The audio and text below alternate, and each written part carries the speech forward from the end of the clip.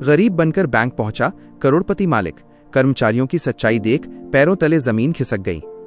जब मालिक बना भिखारी और स्टाफ ने दिखाया असली चेहरा। 107 लोगों को मिली अपनी करनी की सजा। सुबह के ठीक 10:15 बजे शहर के सबसे बड़े सबसे मशहूर bank Surya national bank minus city branch के बाहर एक बुजुर्ग व्यक्ति धीरे धीरे चलते हुए आए। उनका नाम था रामधर मिश्रा। उम्र लगभग 72 वर्ष, साधारण खादी की शर्ट, झोला और एक पुरानी चप्पल। बैंक के बाहर एक लंबी लाइन खड़ी थी। लोग पासबुक अपडेट करवा रहे थे, कैश जमा कर रहे थे और एटीएम के पास भीड़ थी। रामधर जी ने लाइन में खड़े लोगों की तरफ देखा, लेकिन सीधे बैंक के मुख्य गेट पर जा पहुंचे। गेट पर खड़े सिक्योरिटी गार्ड राठौर ने उन्हें देखकर तुरंत भौहें चढ़ा दी। गार्ड असभ्य लहजे में, अरे बाबा, लाइन में लगना नहीं आता? पहले लोग लाइन में लगते हैं फिर अंदर जाते हैं, समझे? रामधर मुस्कुराए। रामधर, बेटा मुझे ब्रांच मैनेजर से बात करनी है, थोड़ी जरूरी बात है। गार्ड ने हंसते हुए अपने साथी से कहा। गार्ड, देखो तो भाई साहब, ये कह रहे हैं मैनेजर से मिलने आए हैं। फिर रामधर से, बाबा मैनेजर कोई खाली बैठा है तुम्हारे लिए। लाइन में खड़े कुछ लोग भी हंस पड़े। एक लड़का बोला, लगता है पेंशन का फॉर्म गलत भराए होंगे। दूसरे ने कहा, इनकी शक्ल देखो, मैनेजर क्या चपरासी भी नहीं मिलने देगा। रामधर ने सब सुना, पर चेहरे पर कोई शिकन नहीं आई। उन्होंने अपनी आवाज में हल्की दृढ़ता लाते हुए गार्ड राठौर से दोबारा कहा, बेटा मैनेजर का नाम है दिनेश कुमार।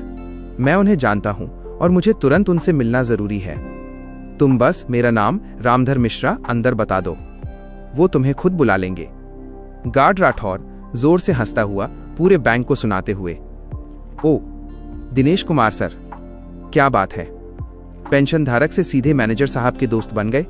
गार्ड ने रामधर को ऊपर से नीचे देखा, फिर व्यंग्य से कहा, बाबा क्या ये बैंक आपकी खेत की खलिहान है जो जब मन किया तब मैनेजर को बुला लोगे? मैंने कह दिया ना, लाइन में लगो। गार्ड ने जानबूझकर अपना हाथ रामधर की तरफ सख्ती से बढ़ाया, लगभग उन्हें धक्का देते हुए। रामधर एक पल रुककर आंखें थोड़ी तंग करते हुए, राठौर अपनी हद में रहो, मैं यहां कोई भीख मांगने नहीं आया हूं। मैं इस बैंक का ग्राहक हूं और मुझे मेरा काम कराना है। तुम एक कर्मचारी हो और तुम्हारा काम है सहयोग करना, अहंकार दिखाना नहीं। गार्ड राठौर चेहरा लाल होकर चिल्लाते हुए, ए बूढ़े, ज्यादा लेक्चर मत दे। तुम्हारी शक्ल से लग रहा है कि तुम्हारे खाते में 200 रुपए भी नहीं होंगे। और देखो बात कर रहा है सहयोग की। भागो यहां से, नहीं तो अभी यहां से धक्का मारकर बाहर कर दूंगा।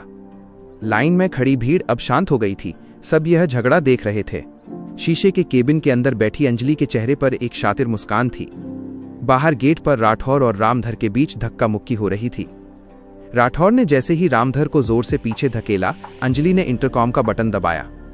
अंजलि कड़क आवाज में, राठौर रुको, उस बूढ़े आदमी को अंदर ले आओ। राठौर ठिठक गया। उसने हैरानी से शीशे की तरफ देखा, फिर बड़बड़ाते हुए रामधर की बांह पकड़ी और उन्हें खींचते हुए अंदर ले आया। अंजलि रामधर से बनावटी मुस्कान के साथ, बाबा बुरा मत मानिए, राठौर अपनी ड्यूटी कर रहा था। आप यहां बैठिए, दिनेश कुमार सर बस आते ही होंगे। उसने कोने की एक ऐसी कुर्सी की तरफ इशारा किया जो धूल से भरी थी और जिसके ठीक ऊपर लगा एस बड़ी ई पाइप टपक रहा था। रामधर शांति से वहां बैठ गए। अंजलि अपने केबिन में वापस गई और अपने पास बैठे साथी कर्मचारी राहुल को कोहनी मारी। वो दबी आवाज में बोली, तारांकन देखना राहुल, आज इस बूढ़े का मनोरंजन करेंगे। लगता है कोई पुरानी पेंशन का रोना रोने आया है। इसे आज दिन भर यहीं बिठाकर इसकी अकड़ ढीली करेंगे। राहुल जोर से हंसा। धीरे धीरे ये बात पूरे बैंक स्टाफ में फैल गई। कैशियर जोर से बोलते हुए, अरे मैडम ध्यान रखिएगा, कहीं ये बाबा अपनी वसीयत में हमें अपनी फटी हुई धोती न दे जाएं। पूरा काउंटर ठहाकों से गूंज उठा। कोई उनके पुराने थैले की तरफ इशारा कर रहा था तो कोई उनके पैरों की फटी हुई चप्पल का मजाक उड़ा रहा था। दिन भर का इंतजार, ठहराव और तड़प। दोपहर के 12 बज गए। रामधर वहीं बैठे रहे। एस बड़ी ई का ठंडा पानी उनके कुर्ते पर टपक रहा था, जिससे उन्हें ठंड लगने लगी थी। वे एक बार फिर हिम्मत जुटाकर अंजलि के पास पहुंचे। रामधर, बेटी 3 घंटे हो गए, दिनेश कुमार जी अंदर ही हैं, मैंने उन्हें खिड़की से देखा है, क्या मैं बस 2 मिनट के लिए मिल सकता हूं? अंजलि ने अपने नाखूनों को फाइल करते हुए बिना ऊपर देखे कहा, तारांकन बाबा, दिनेश सर बड़े आदमी हैं, वो अभी करोड़ों की डील फाइनल कर रहे हैं। आपके जैसे 2-4 हजार के खाता धारकों के लिए उनके पास तुरंत समय नहीं होता। जाइए, वहीं बैठिए जहां बिठाया है। रामधर गंभीर होकर, बेटी प्यास लगी है, क्या थोड़ा पानी मिलेगा? अंजलि ने पास खड़े गार्ड राठौर को इशारा किया। राठौर एक गंदा प्लास्टिक का गिलास लाया और उसमें नल का सादा पानी भरकर रामधर के सामने मेज पर पटक दिया। राठौर, ये लो, पी लो और शांति से कोने में पड़े रहो। ज्यादा चूचू की तो सीधे गेट के बाहर फेंकूंगा। बैंक के बाकी ग्राहक आ रहे थे और जा रहे थे। हर कोई उस बुजुर्ग को देखकर हंसता, क्योंकि अंजलि जानबूझकर आवाज ऊंची करके कह रही थी, देखिए, ये हमारे बैंक के खास मेहमान हैं जो सुबह से मैनेजर साहब का दीदार करने के लिए तपस्या कर रहे हैं। रामधर कुछ नहीं बोले। उन्होंने बस अपनी पुरानी घड़ी की तरफ देखा। उनके चेहरे पर अब एक अजीब सी शांति थी, जैसी तूफान के आने से पहले होती है। उन्होंने अपना हाथ अपने पुराने थैले के अंदर डाला और एक काली डायरी को सहलाया। तभी अंजलि ने अपनी सहेली से फोन पर कहा, तारांकन यार, ये बुढ़ा बड़ा जिद्दी है, हिल ही नहीं रहा। मैनेजर दिनेश कुमार को तो मैंने बोल दिया है कि कोई पागल आया है, उससे मिलना मत। आज इसे बैंक बंद होने तक यहीं रुलाऊंगी। उसे अंदाजा भी नहीं था कि जिस पागल का वो मजाक उड़ा रही है वो उसकी पूरी जिंदगी बदलने वाला था। बैंक के अंदर का माहौल किसी उबलते हुए ज्वालामुखी जैसा था। अंजलि का कंप्यूटर पूरी तरह लॉक हो चुका था। वो पागलों की तरह माउस पटक रही थी। उधर 107 नए लोग एक एक करके पुराने कर्मचारियों के पास पहुंच रहे थे। अंजलि ने देखा कि एक नया लड़का उसके पास आकर खड़ा हो गया और उसे अपनी सीट से हटने का इशारा किया। यह देखकर अंजलि का पारा 7वें आसमान पर पहुंच गया। वो सारा गुस्सा बगल में बैठे रामधर पर निकालने लगी।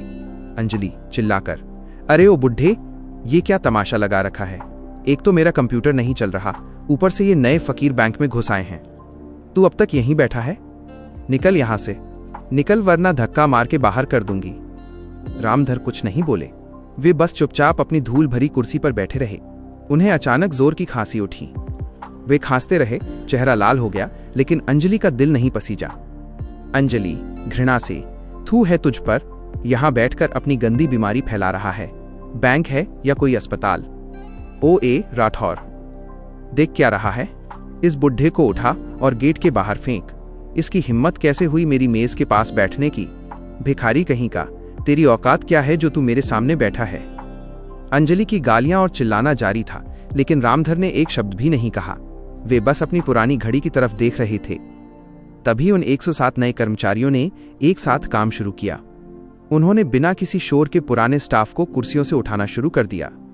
पुराने कर्मचारी चिल्ला रहे थे, तुम होते कौन हो हमें उठाने वाले? मैनेजर कहाँ है? लेकिन मैनेजर दिनेश कुमार खुद अपने केबिन में 2 नए अधिकारियों के सामने कागजात देखकर पसीने से नहाया हुआ था। अंजलि ने अपना बैग उठाया और रामधर की तरफ बढ़ी। उसने रामधर का पुराना थैला उठाकर नीचे फेंक दिया। अंजलि, चल उठ, अब ये बैंक बंद होने वाला है। दोबारा इस तरफ अपनी मनहूस सूरत लेकर मत आना, समझ गया? तभी बैंक के लाउडस्पीकर पर एक भारी आवाज गूंजी। यह बैंक के लीगल हेड, कानूनी सलाहकार की आवाज थी, जो अभी अभी बैंक के मुख्य गेट पर अपनी टीम के साथ पहुंचे थे। आवाज, ध्यान दें, इस बैंक की सभी शाखाओं के मुख्य मालिक और शेयरधारक मिस्टर रामधर सिंह अभी इसी ब्रांच के अंदर मौजूद हैं। उनकी सुरक्षा और सम्मान हमारी पहली प्राथमिकता है। पूरे बैंक में जैसे वक्त थम गया।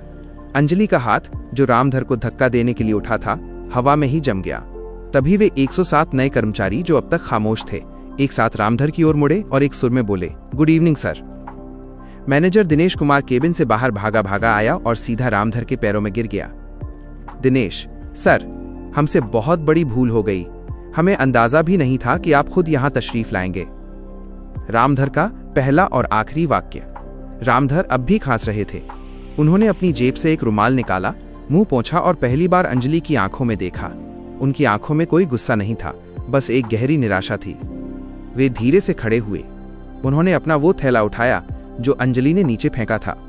रामधर धीमी और शांत आवाज में, बेटी, तुमने पूछा ना कि मेरी औकात क्या है? मेरी औकात तो ये बैंक भी नहीं नाप सकता, लेकिन तुम्हारी औकात आज तुम्हारे व्यवहार ने सबको दिखा दी। कल से तुम्हें किसी कंप्यूटर के लॉगिन की जरूरत नहीं पड़ेगी, क्योंकि इस बैंक की किसी भी शाखा में अब तुम्हारा नाम नहीं होगा। रामधर ने अपनी काली डायरी मेज पर रखी। उस पर बड़े अक्षरों में लिखा था, रामधर सिंह माइनस चेयरमैन। अंजलि वहीं फर्श पर बैठ गई। उसे याद आया कि कैसे उसने इस इंसान को फटी धोती और भिखारी कहा था। बैंक का मुख्य शटर आधा गिरा दिया गया था। बाहर पुलिस की वैन और कुछ काली गाड़ियां खड़ी थीं। बैंक के अंदर की लाइटें पूरी तरह जल चुकी थीं, जिससे रामधर की काली डायरी पर लिखा चेयरमैन शब्द अंजलि की आंखों में किसी जलते हुए तीर की तरह चुभ रहा था। अंजलि अभी भी वहीं फर्श पर बैठी थी जहां उसने रामधर का थैला फेंका था। उसकी जुबान जैसे लकवा मार गई थी। जो अंजलि अभी कुछ देर पहले गालियां दे रही थी, अब उसके गले से आवाज तक नहीं निकल रही थी। रामधर खांसते हुए अपनी डायरी लेकर उठ खड़े हुए। उन्होंने एक हाथ से इशारा किया और देखते ही देखते उन 107 नए कर्मचारियों ने एक ऐसी कार्रवाई शुरू की जिसे देखकर पुराने स्टाफ की रूह कांप गई। एक एक पुराने कर्मचारी को उनकी डेस्क से हटाया गया। वे अपने साथ अपनी एक पेन तक नहीं ले जा सकते थे। नए कर्मचारियों ने उनकी दराजों को सील करना शुरू कर दिया। मैनेजर दिनेश कुमार हाथ जोड़कर, सर मुझे माफ कर दीजिए, अंजलि की गलती की सजा पूरे स्टाफ को मत दीजिए। हम सब कल से वैसा ही करेंगे जैसा आप कहेंगे। रामधर बिना मुड़े खामोशी से। रामधर ने कोई जवाब नहीं दिया। उन्होंने बस अपना पुराना थैला झाड़ा और उसमें से एक छोटा सा सादा कागज निकाला। उन्होंने उस पर अपनी मुहर लगाई और नए मैनेजर को थमा दिया। नए मैनेजर ने वो कागज ऊंची आवाज में पढ़ना शुरू किया। आज दिनांक 18 दिसंबर शाम 4:15 बजे से इस शाखा के सभी 107 कर्मचारियों का प्रोविडेंट फंड, पीएफ और ग्रेच्युटी तब तक रोक दी जाती है जब तक कि पिछले 5 सालों के खातों का ऑडिट नहीं हो जाता। साथ ही अंजलि मेहरा और गार्ड राठौर पर मानसिक प्रताड़ना और बुजुर्गों के साथ दुर्व्यवहार का केस दर्ज किया जाता है। ये सुनते ही अंजलि पागलों की तरह रामधर के जूतों के पास गिर गई। अंजलि गिड़गिड़ाते हुए, सर मुझे जूते मार लीजिए, मुझे जेल मत भेजिए, मेरी माँ बीमार है, मेरी नौकरी चली गई तो मैं बर्बाद हो जाऊंगी। मैंने गुस्से में जो कहा वो मैं नहीं थी सर। रामधर अपनी खांसी रोकते हुए पहली बार कड़क आवाज में, अंजलि जब तुम मुझे गालियां दे रही थी तब भी तुम ही थी, जब तुम मेरी खांसी का मजाक उड़ा रही थी तब भी तुम ही थी, और जब तुमने इस भिखारी का थैला नीचे फेंका तब भी तुम ही थी। इंसान गुस्से में वही बोलता है जो उसके संस्कार होते हैं। गार्ड राठौर को 2 पुलिस वाले घसीटते हुए बाहर ले जाने लगे।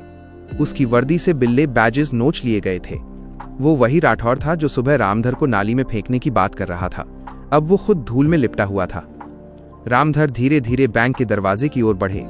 जाते जाते उन्होंने मुड़कर उस धूल भरी कुर्सी की तरफ देखा जिस पर वे दिन भर बैठे रहे।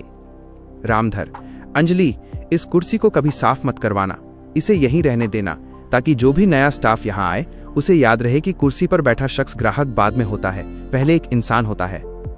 रामधर बैंक से बाहर निकले और अपनी शानदार पुरानी विंटेज कार में बैठ गए। जैसे ही उनकी कार आगे बढ़ी, बैंक का पूरा शटर धड़ाम से गिर गया। अंजलि बैंक की सीढ़ियों पर अकेली बैठी रह गई। उसके हाथ में अब न वो घमंड था न वो नौकरी।